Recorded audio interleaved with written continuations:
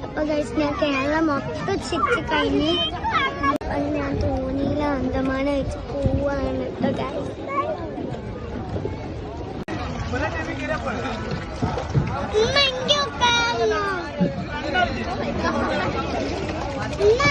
ഉമ്മ